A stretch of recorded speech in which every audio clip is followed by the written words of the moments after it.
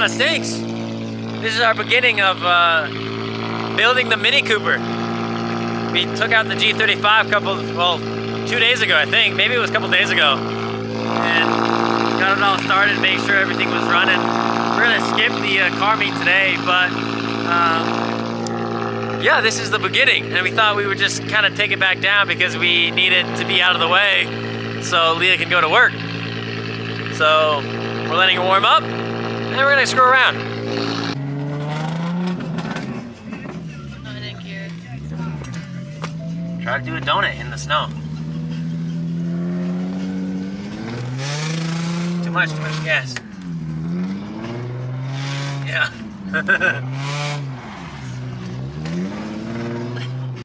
So we spent some time doing some donuts, which is always fun, out in the snow, which is very inconsistent, and we were trying to show the girlfriend on how to do donuts as we went to actually the all-women's drift event, and they were trying to, it's a good way to like practice and whatnot. However, the instructors there were not the most helpful in the world with our particular vehicle.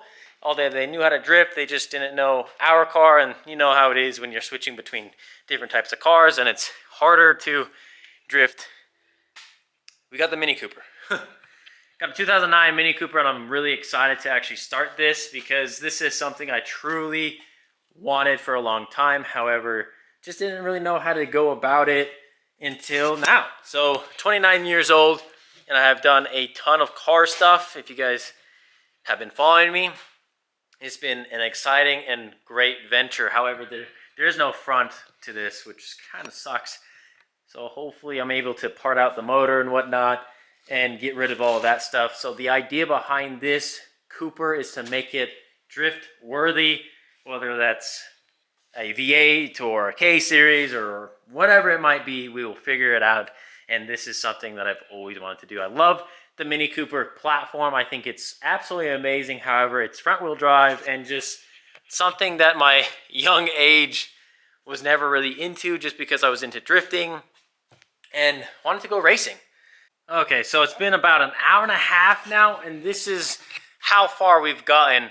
Motor's just about to come out. I got a little ahead of myself and just kind of undid the motor mounts and like trying to pull on it.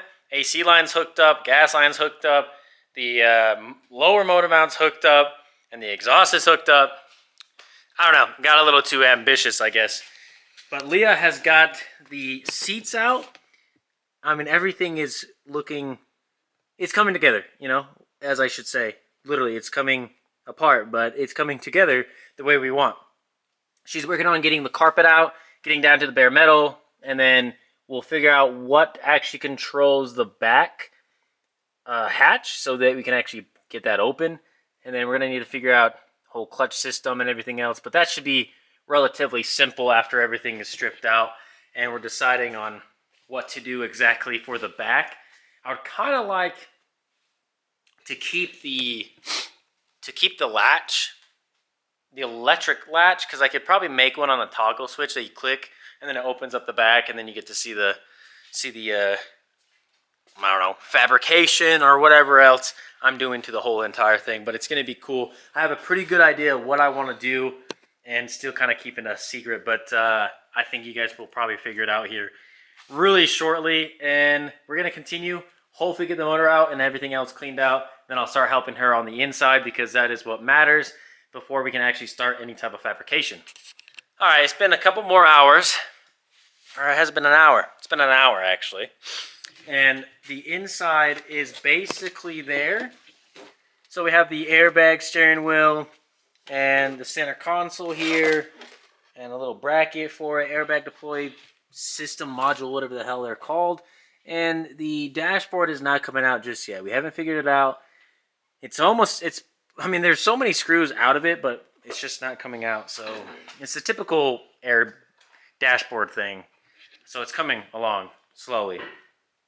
The motor is now finally there, but I forgot about the CV axles or the half shafts, so I'm going to have to take those out, but I don't have my big sockets to get the nuts off of the hub, so we're just kind of waiting, and it's just kind of sitting there. I did lift this up, and it actually broke off the top of the coil, which was kind of intense. We don't have a trash can down here either, so everything's just kind of laying around. But it is coming along. We're going to put a little pile down for like selling. We're just going to take photos and sell them. Sell whatever thing, parts, items, whatever it might be, to kind of recoup the money back for the chassis. The whole thing cost $500, so I'm assuming if we could sell some items, even like the airbag, for like $50, then cool. And we're gonna just make a little plateau of parts here. We're gonna kind of blow it out and clean it.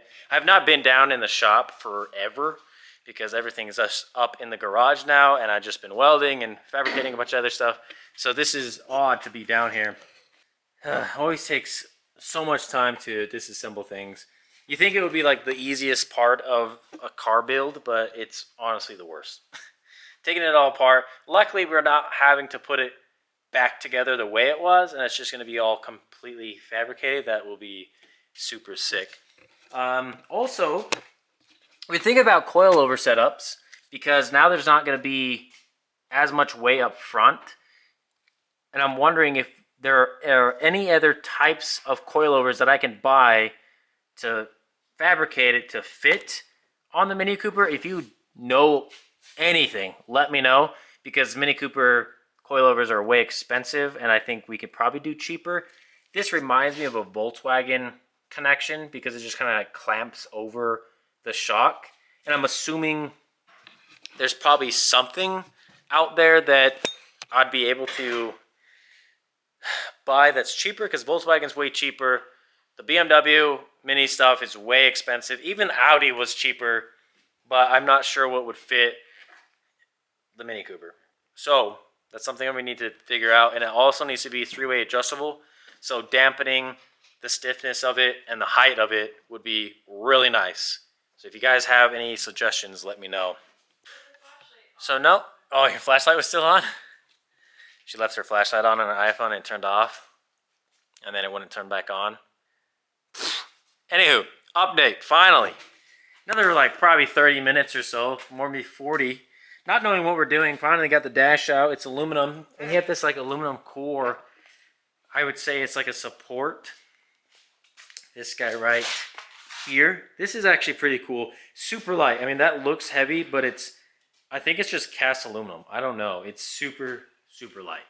So we might reuse that, or we might make our own. Has little like guide pins and everything. This was very involved. I mean, compared to the 335, this was absolutely insane. I mean, yeah, it took some time to take apart the 335, but holy crap when I say the Mini Cooper was insane. There's just so much compacted in such a small car. Maybe that's why it's more difficult, but AC's all drained, all disconnected, pulled it out, and the dash is out finally. Now we can probably pull the carpet out. We're going to just start cutting the wiring harness and just probably throwing it away. We already have enough cable to just run our new cable or like harness. So I'm not too worried about it.